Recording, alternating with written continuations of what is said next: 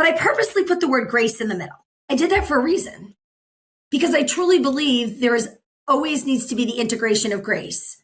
Because if you're too gritty and always just work, and grinding, and you're never celebrating, or vice versa, you're always celebrating and never putting in the hard work and wondering why you're not getting the results.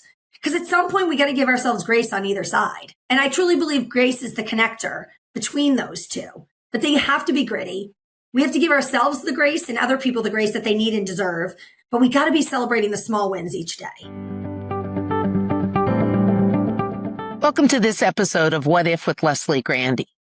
Speaking of what if the life you're meant to build isn't blocked by a lack of opportunity, but by the ways you've learned to stay within reach of what already feels possible? When I talk about expansion, I'm not talking about scale. I'm talking about how you think. Expansion is a mode. It's the ability to move beyond the first answer, the obvious path, the version of the problem that feels most familiar. It's what allows you to imagine broader possibilities before you decide what to do. And that matters because most people don't fall short on execution. They fall short on what they allow themselves to consider in the first place.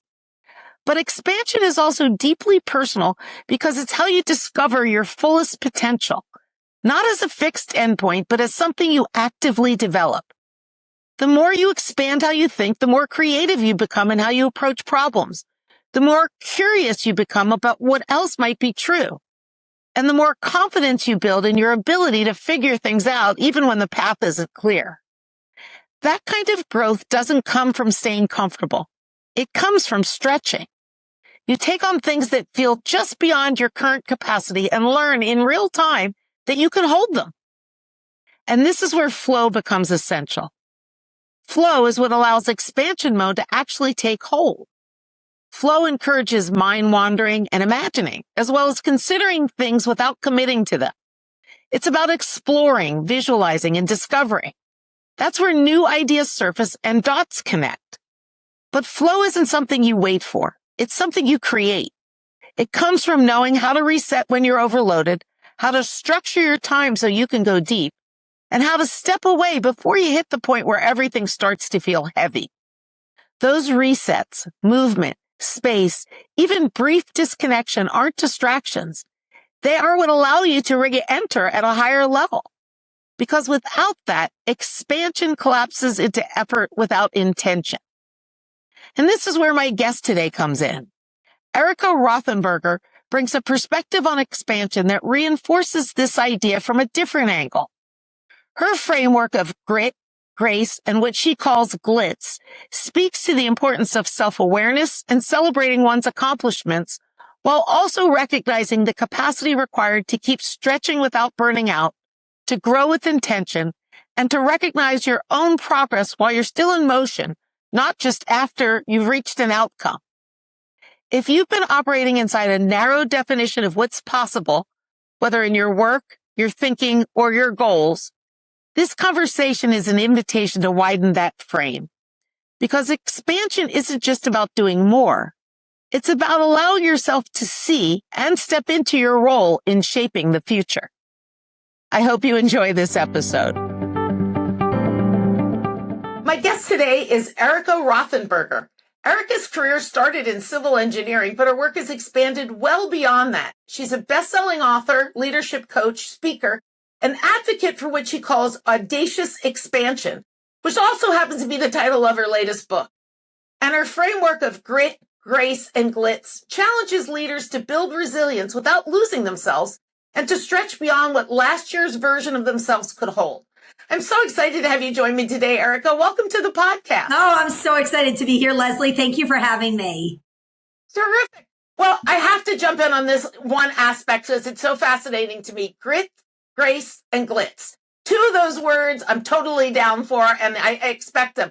The third one, glitz, is a little unexpected for me. So tell me how these three words work together to help us realize our full potential and why glitz is an essential component in your framework. Oh, I love this question. Well, first of all, I just got to go back to a story. I remember it was COVID time. Some people were learning the violin and other people were learning another language.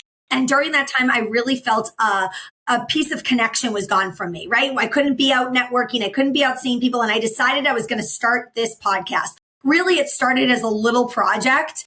And I remember thinking of what would be the right title. And I came up with hundreds of them. And I settled on Grit, Grace, and Glitz because I truly believe that you need to have grit in your life to be able to go after your goals and your dreams and the things that we do. And let's face it, anything that you want bad enough is hard work, right?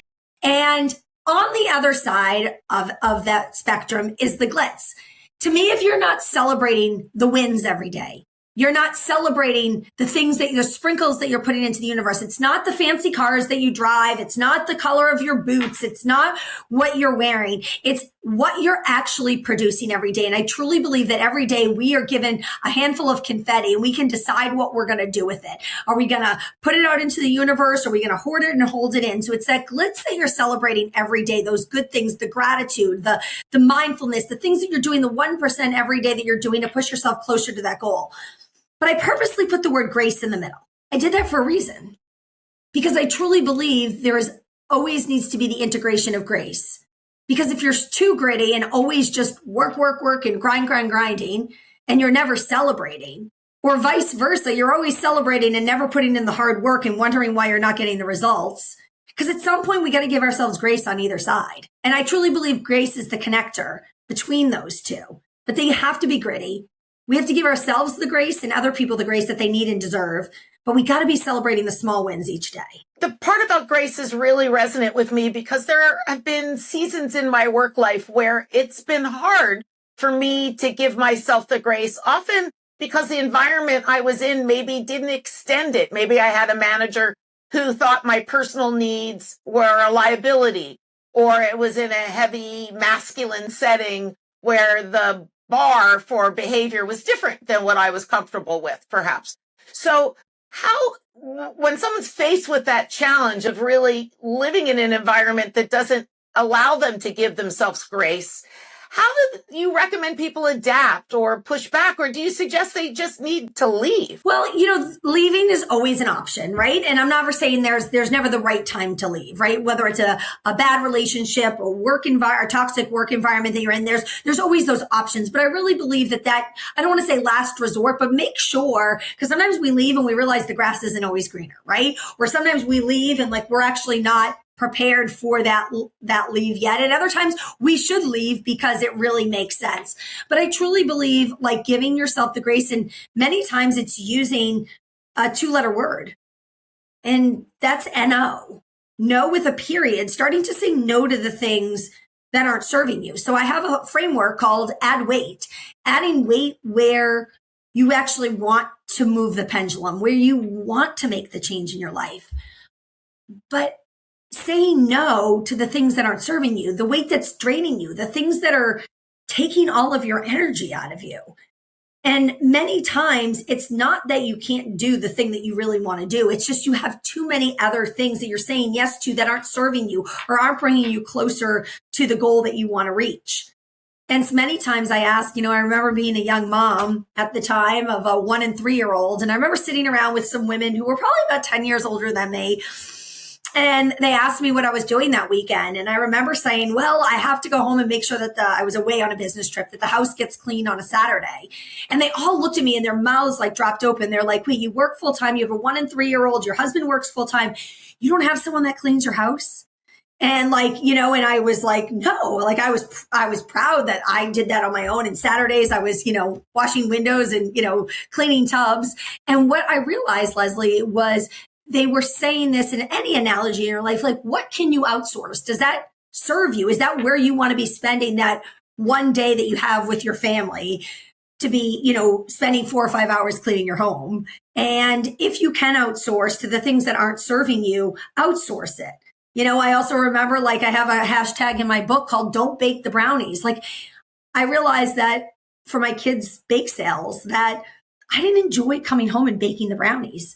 And that there was another mom that was out there that had a bakery, that's how she was paying for her bills. And that's how she was fueling her dreams. don't bake the brownies if it's not serving you. And I want people to remember that whatever that is in your life right now, if it's draining you and weighing you down, find another way to do it. Trade for services. Some people will be like, well, I can't afford to have someone clean my house or bake the brownies. Well, find maybe some trades that you can do, or start to say no to things that just aren't serving. It's an interesting challenge for people to acknowledge something isn't serving you, especially if they feel it's a responsibility or something they're accountable for. So how do you advise someone to sort of identify when something's really servicing them and versus breaking them or potentially burning them out? And that obligation or that accountability is actually a liability. Yeah. And I say, just ask yourself the question, does this excite me?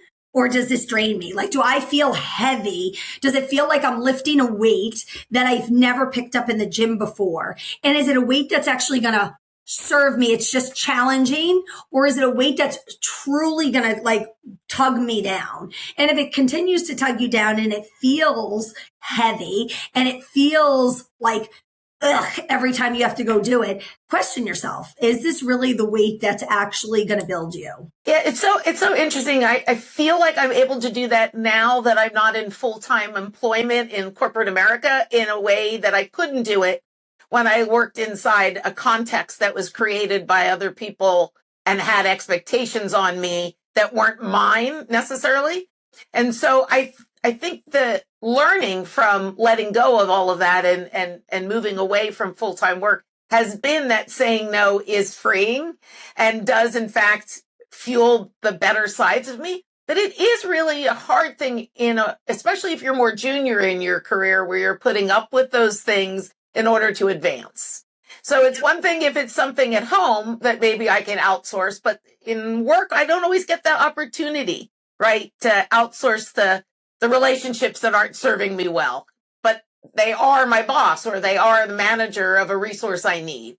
And so what are the tools someone can use to navigate through those moments adaptively without draining them? Well, I really think that you're your biggest advocate every day. Like, you have to decide, like, we all get the same 24 hours in the day. How are you spending them? Are you being efficient with them? Are you actually producing the way that you need to? And go through your priorities. It's your responsibility to go to talk to your manager or go to talk to your boss. And if you truly believe that you have 60 hours of work and that you're trying to do it in 40, you need to spell that out, but don't just go to them with an overarching statement like, I'm so busy, or I'm so overwhelmed, or I don't have enough time to do my job. Spell it out. Hey, listen, I have on the average week, 50 hours worth of X, Y, and Z to get done. This is how I'm allocating my time right now.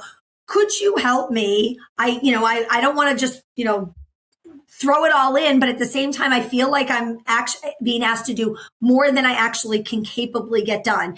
Is there a way that we could look at this together? And could you give me some feedback to make sure that I'm utilizing my time the best way? And many a times when I've had those discussions, either I've had them with my manager or someone's had them with me as their manager, we look through it and realize, okay, what can we skim away? What can we make more efficient?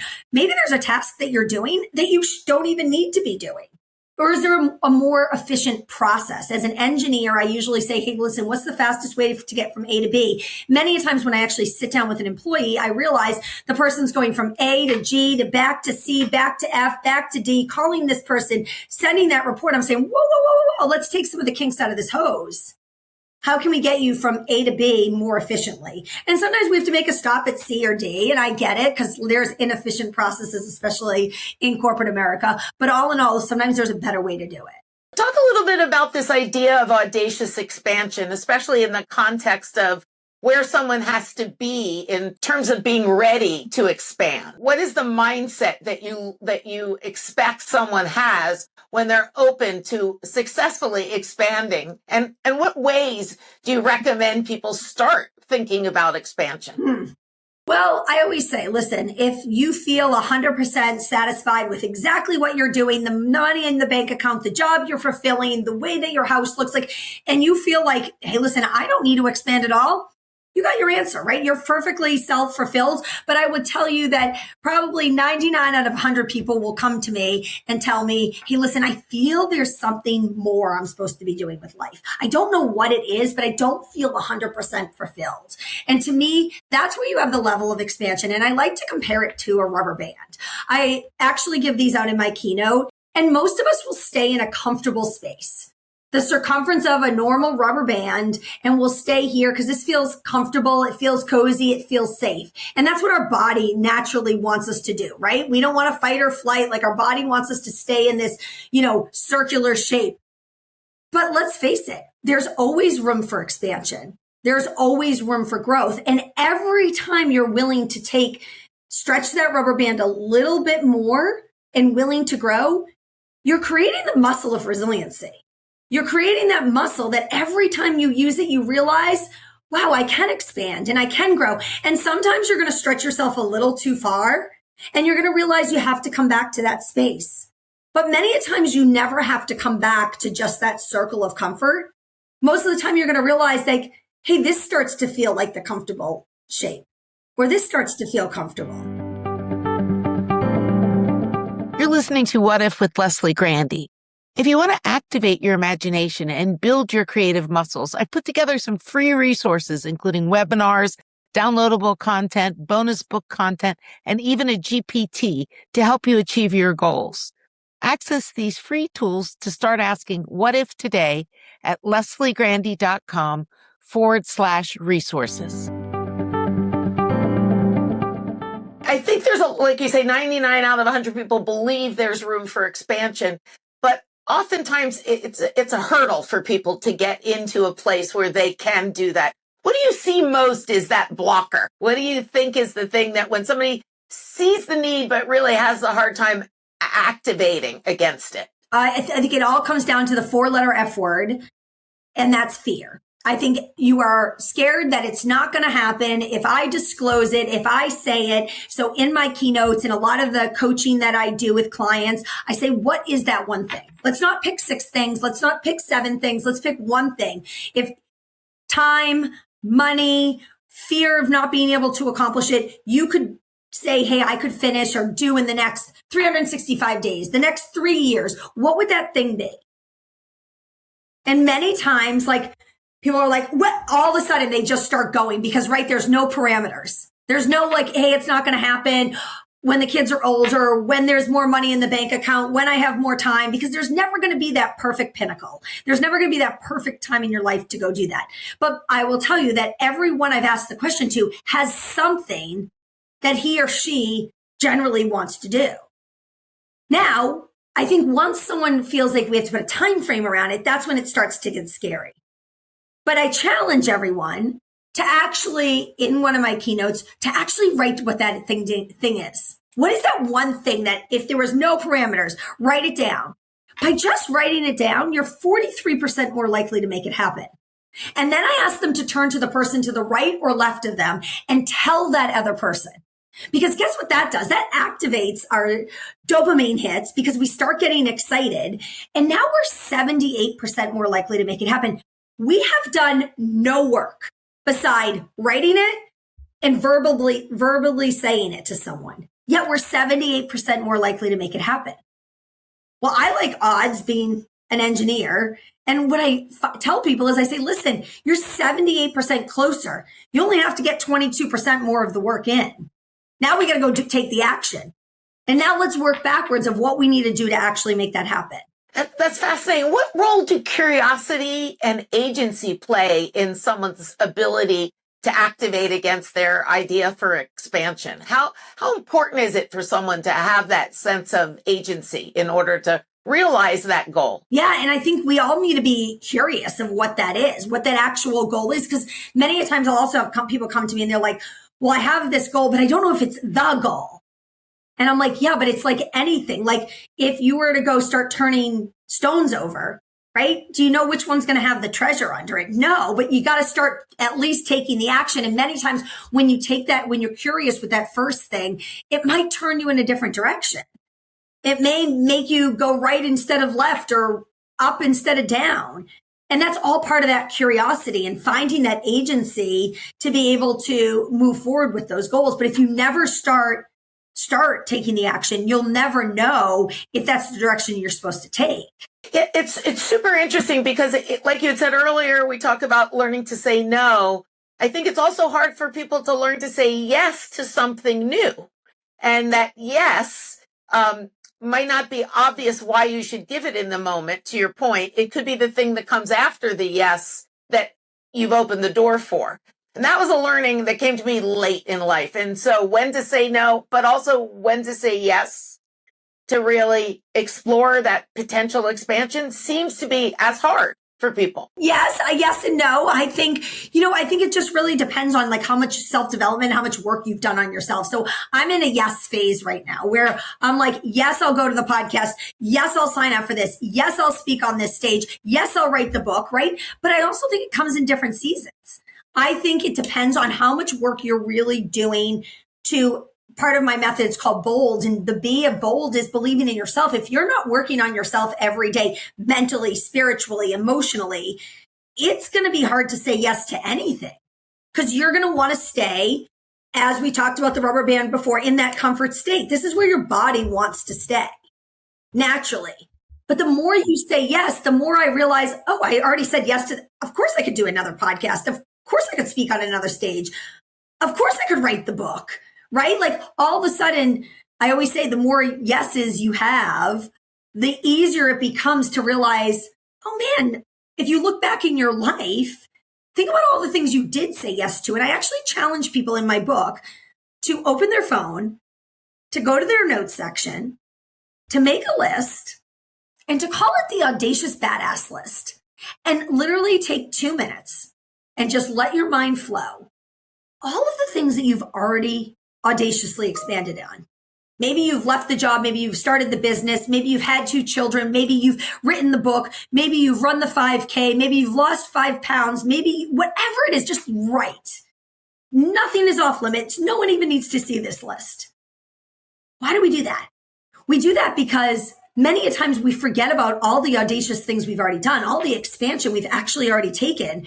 We don't give ourselves credit to. We've actually said yes to way more than we even expected, but they seem so trivial or so simple because it's not the new shiny thing.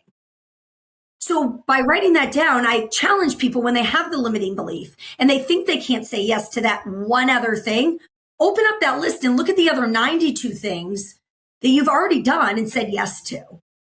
Because it took a yes versus a no. Because if you said no, it's not on the list. But if you said yes, it's already on the list. Yeah, that's so interesting. As I listen to what you're saying, one of the things that strikes me is I fear failure from saying yes sometimes, right? And that I think about the fact that I have said yes to things as being easy. And so those aren't necessarily the hard things because I was able to do them. It's saying yes to the thing I haven't done yet, that is new, that is different, that actually maybe scares me because I think it will be harder. And so in some ways, I don't give myself credit for the things I've accomplished because I think if I did them, they're easy. At some point, they weren't easy. At some point, you had never done them before, right? Like at some point, you had never had a new job. At some point, you had never, you know what I mean? Like had your first child. At some point, you know what I mean? So at some point, it was scary, right? Like I remember before became a mom, like how am I ever going to be able to handle this and work? And somehow you figure it out. Yeah, it's interesting. I think you probably also recognize, based on your own journey, the power of failure in building resilience.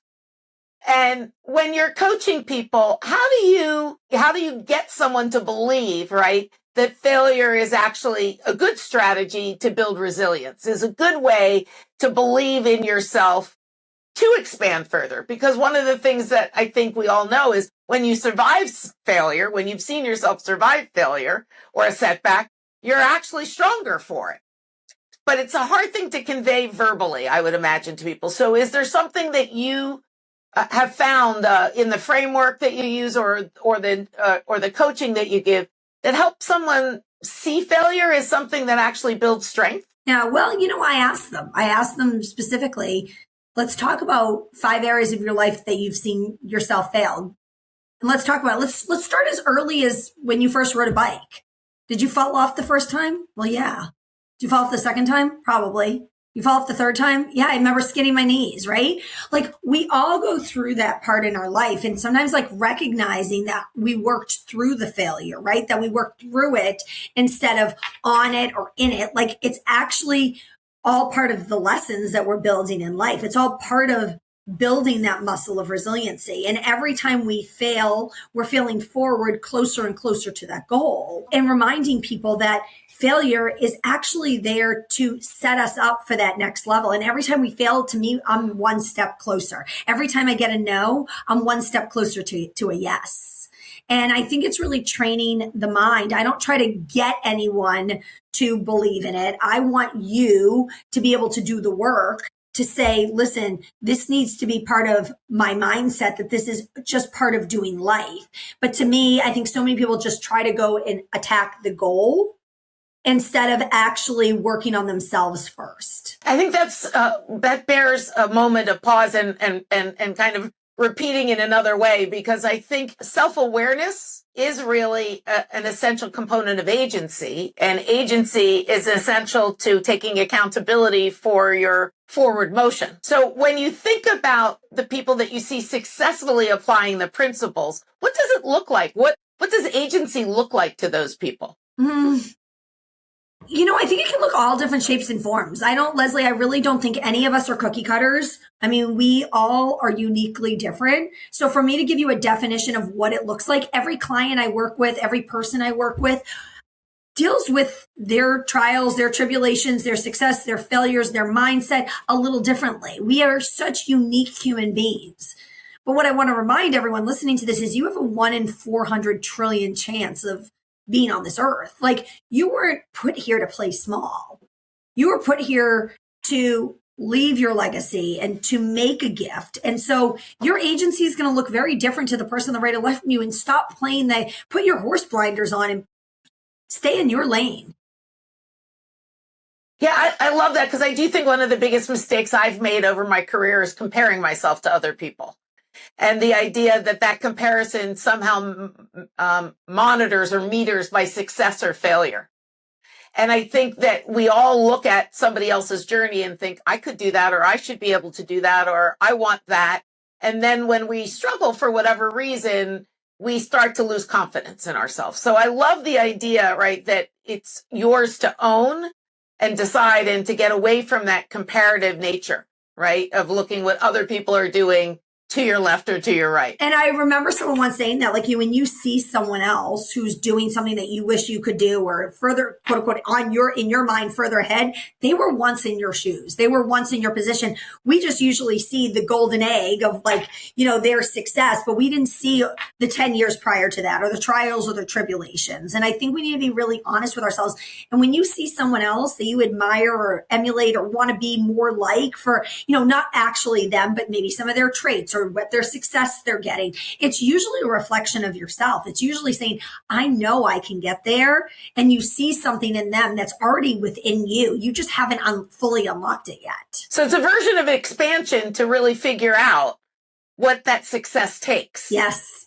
What that success takes for you to achieve it. And success leaves clues. So if you see someone that you're like, wow, I wish, I could be more like Leslie, right? What is Leslie doing? How is she starting her day? What is she eating? What is she reading? How is she orchestrating her podcast? Like, follow what she's doing.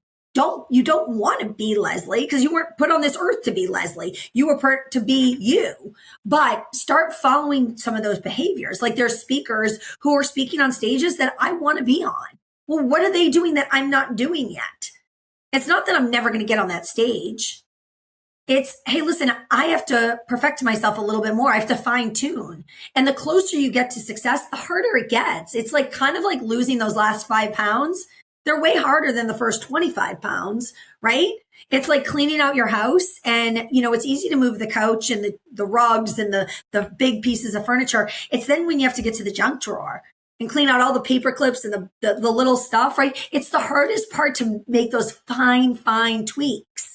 Right. And that's where that can be the game changer. And that's where so many people actually will give up. They'll throw the towel in. They'll stop doing it because it just feels like too much work. Yep. No, I love that. I completely agree. that the devil's in the details, right? The actual work that you have to do is the specific changes, not the big picture, reset in your mind.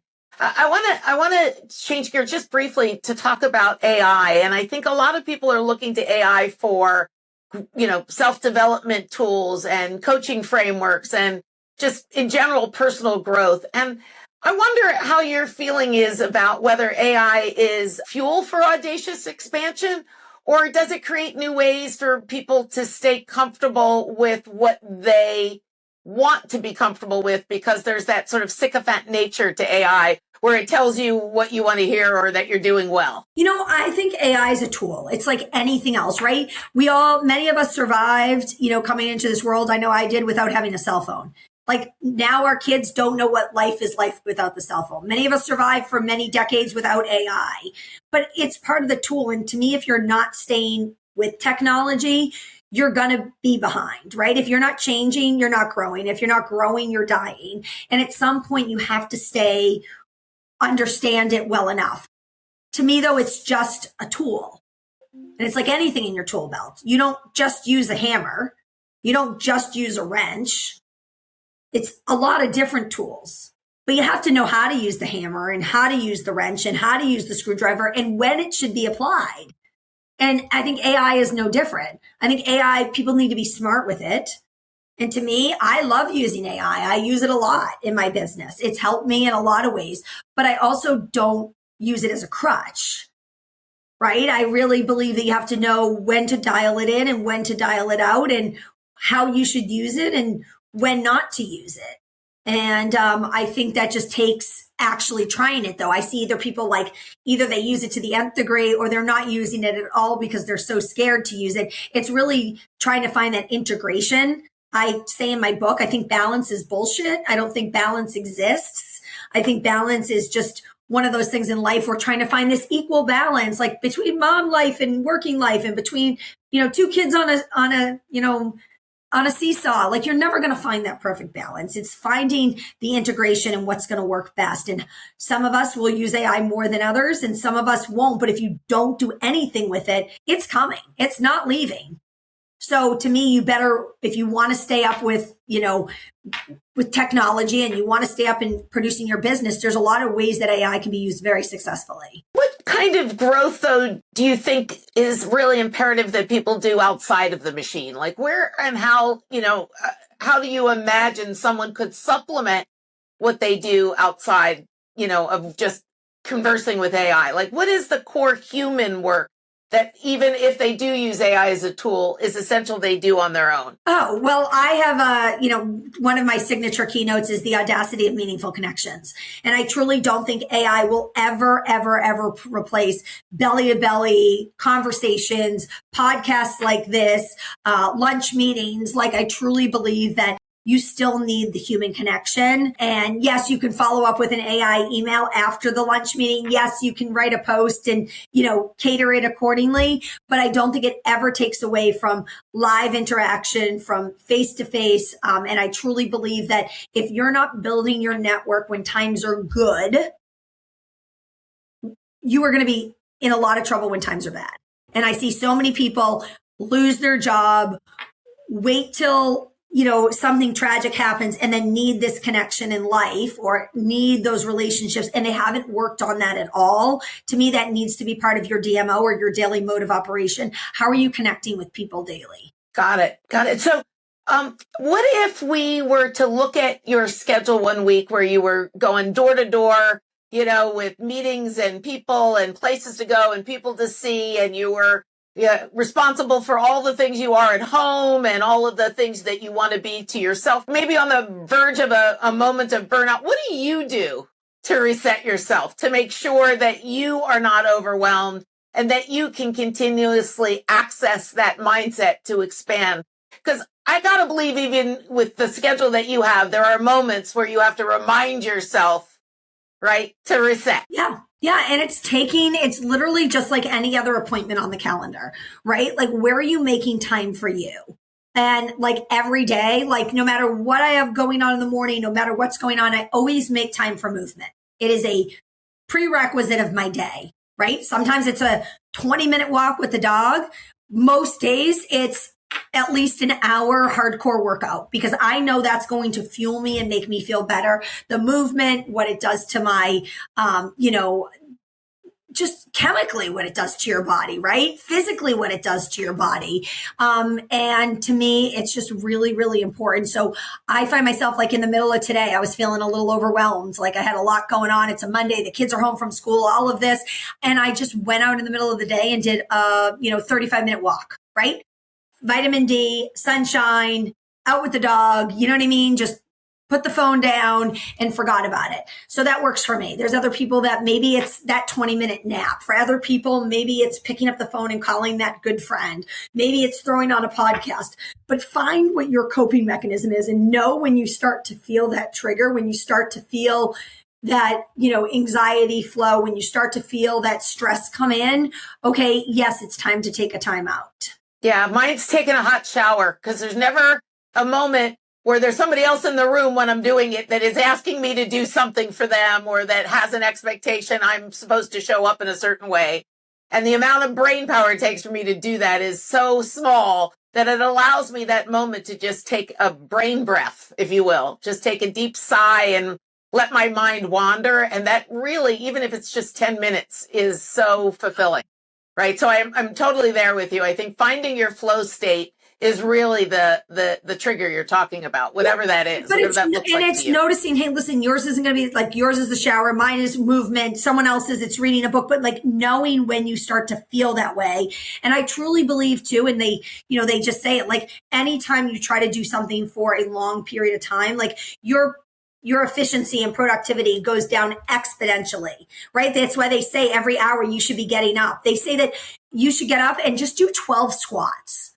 What that will do for you mentally, emotionally, the blood flow, all of that. So like, even if you're like, hey, I am so busy today, I don't have time to go get the workout in, put on your calendar, every hour for those 8 hours, you're going to get up and do 12 squats. Like you can't tell me that you can't find 30 seconds to do 12 squats or, you know what I mean? Or walk around your desk 3 times. Like find even those little things. We have this reminder at work that at 10 and 2, you get a ding that you're supposed to stand up and create movement. Well, it's there because the studies have been done that it actually resets your levels. Like I keep a pair of sneakers under my desk at work and I'll go out and take 20 minutes in the middle of the day. Sometimes it's 10 o'clock in the morning. Other times it's 3 in the afternoon. Normally it's around lunchtime, but it's all, just knowing, hey, listen, I need to get that in. It's funny when you said that, it took me back, when I was in school, college, whatever. Classes are 50 minutes and that 10 minutes was built into the schedule for you to move between buildings, right? For you to get up and go to the next class. And so even though you might be back to back in classes, there was always a 10-minute break to reposition yourself on campus. Work isn't that way anymore. Meetings start on the hour and they end on the hour. And there really isn't any transit time to allow you to separate and distance from the last thing to the next thing. I want to pause you there for a moment, Leslie. Why? Why do we need to make meetings a full hour? I've started to make my meetings 45 minutes. And I'm like, if I can't accomplish what needs to be done in 45 minutes, then maybe I need 2 meetings. And so I think that's brilliant. What I would challenge people to do on this call is start to make your meetings 45 or 50 minutes, work your agenda so you're efficient enough. And if there's more than that if there's more than that to be discussed, okay, well, then maybe it does need to be a 2-hour meeting, but maybe you need to give everyone a 20-minute break in between to go check phone calls, to get up, to move, right? So be fair, not only to yourself, but to everyone else that's in that meeting. Yeah, I love this. There's so many helpful tips in this conversation. I really appreciate it, but I think people might want to dive a little deeper. What should they do if they want to learn more about audacious expansion or really the tips and tricks that you've mentioned here to advance their to their full potential? Well, one, I'd love for you to follow me on social media, LinkedIn, Instagram, Facebook. I'm on all 3 platforms. The other thing is I have my podcast, That Grit, Grace, and Glitz, where we talk a lot about this. I have some solo episodes, a lot of episodes where I'm recording with other people, just bringing you tangible items every single day. We're just about ready to celebrate our 200th episode on 4/14, which is super, super exciting.